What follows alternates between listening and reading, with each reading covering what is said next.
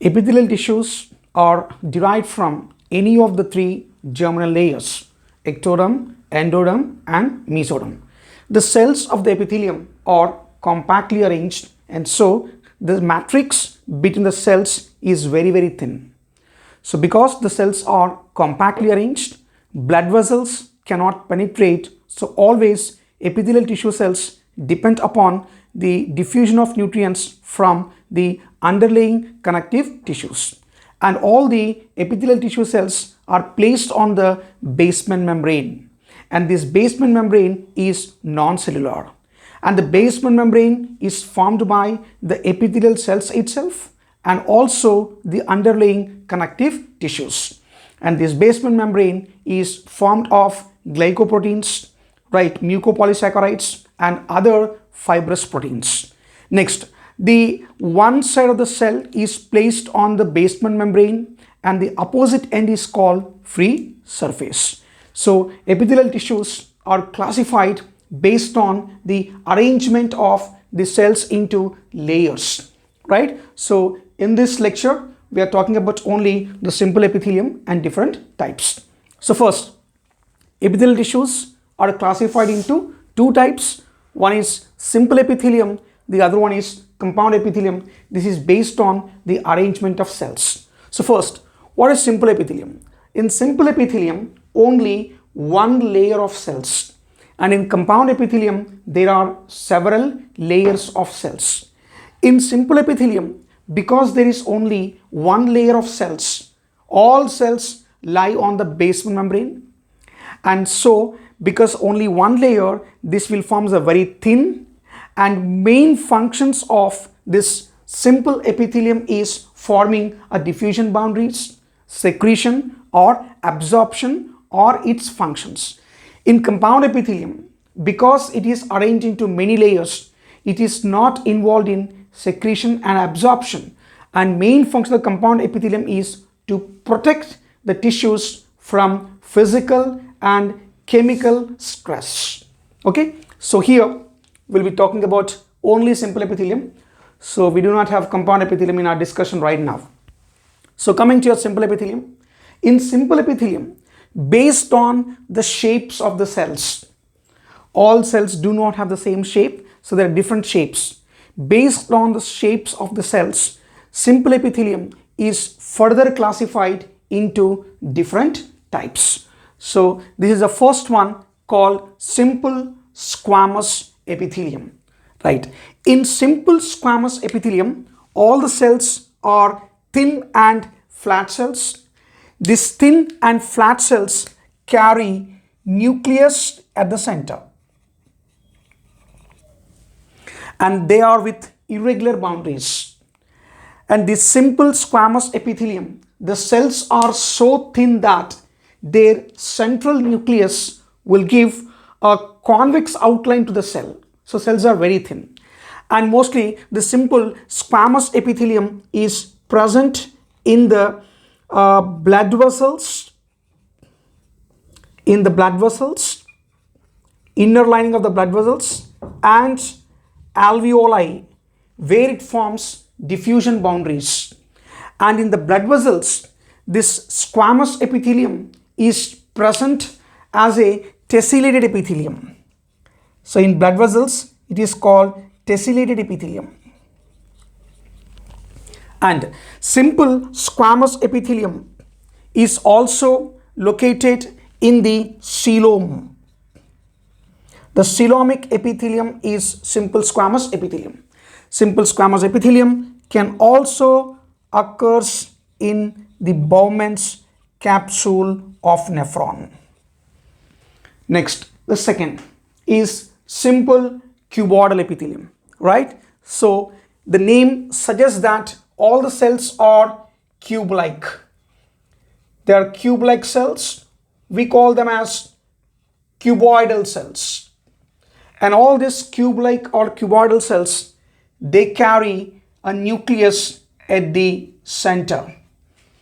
And this cuboidal epithelium is present in the ducts of nephrons, in the ducts of the nephron, which is involved in absorptive surface, and also it is present lining the glands for secretion.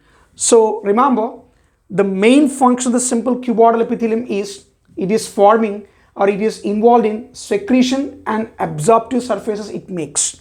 So all these are cuboidal cells.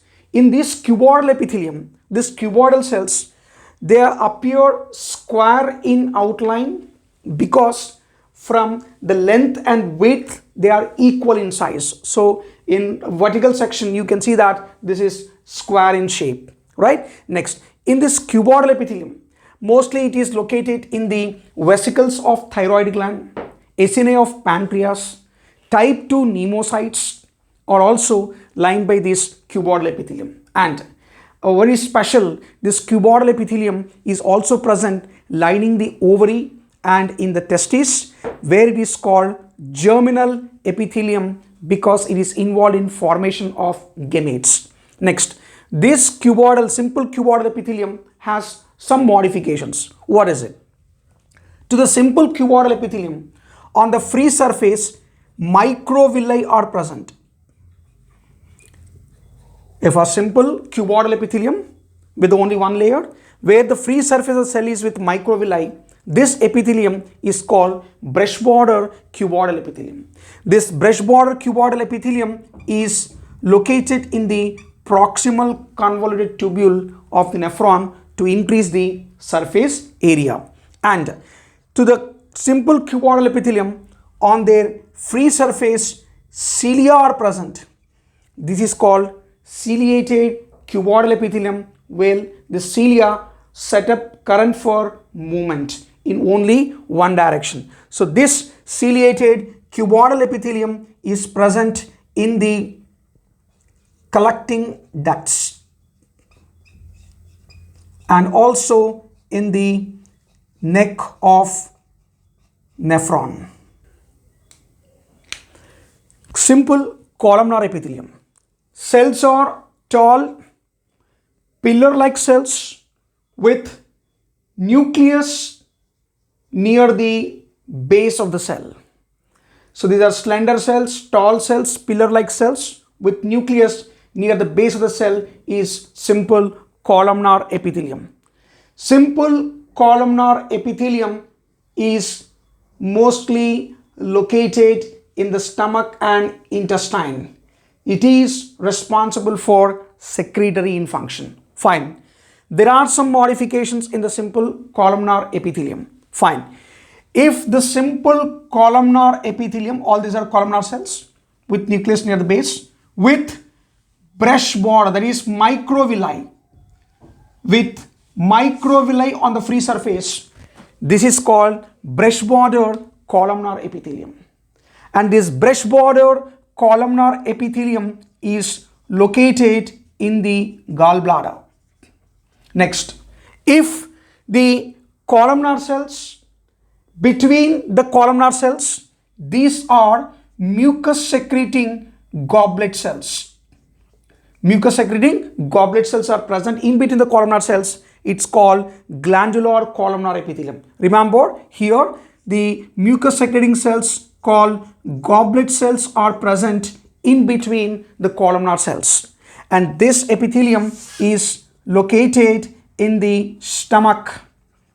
So the columnar epithelium in the stomach is with gland cells called goblet cells, stomach, colon and rectum are lined by glandular columnar epithelium. If the columnar epithelial cells with microvilli on their free surface, in between goblet cells are also present for secretion, then it is called glandular with goblet cells, brush border columnar epithelium. This is located in the small intestine. In the small intestine, this epithelium is located. In the duodenum and ileum part, up to that, this glandular brush border epithelium is present. Next, columnar cells, all are columnar cells with nucleus near the base. This is a character of the columnar cells with cilia on their free surface. is called ciliated columnar epithelium. This ciliated columnar epithelium is found in the fallopian tubes. In the fallopian tubes, this cilia set up current for the movement. So they are responsible for providing a movement to the ovum. And also this columnar ciliated epithelium is found in the ventricles of brain. Ventricles of brain, and this tissue is called, the columnar ciliated epithelium in the ventricles of the brain is called ependyma. This is for the movement of cerebrospinal fluid in the ventricles of brain. And we have one more, which is stereociliated. So the columnar epithelium with stereocilia on their free surface. Stereocilia. Listen, the difference is cilia will keep moving. Cilia will set up movement. Cilia can move, they are motile and they are uniform in length. Whereas your stereocilia are non-motile, they are broad at the base and narrow at the tip. So that's the difference. So stereocilia are non-motile. So columnar cells with stereocilia on their free surface is called stereociliated, and this stereociliated columnar epithelium is located in the vas deferens and epididymis. Epididymis, where its function in the vas deferens and epididymis is for absorption, right? So this is the columnar epithelium, and there is one more column modification of the columnar epithelium, which is called pseudostratified ciliated epithelium. Pseudostratified epithelium. So this is with columnar cells, which are tall cells. There are tall cells and also short cells. Tall cells and short cells are arranged irregularly, and the position of nucleus also varies. So this epithelium is appeared to be stratified. That means arranged into many layers. Appears to be stratified, but it is not stratified. It's only single layer.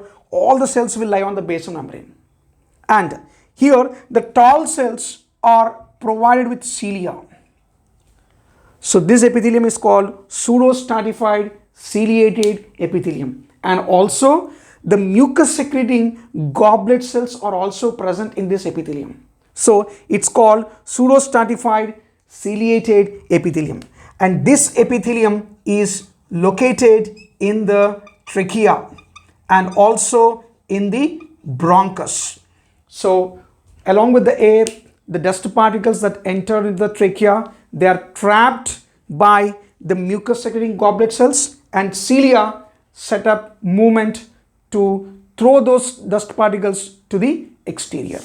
So this is about simple epithelium.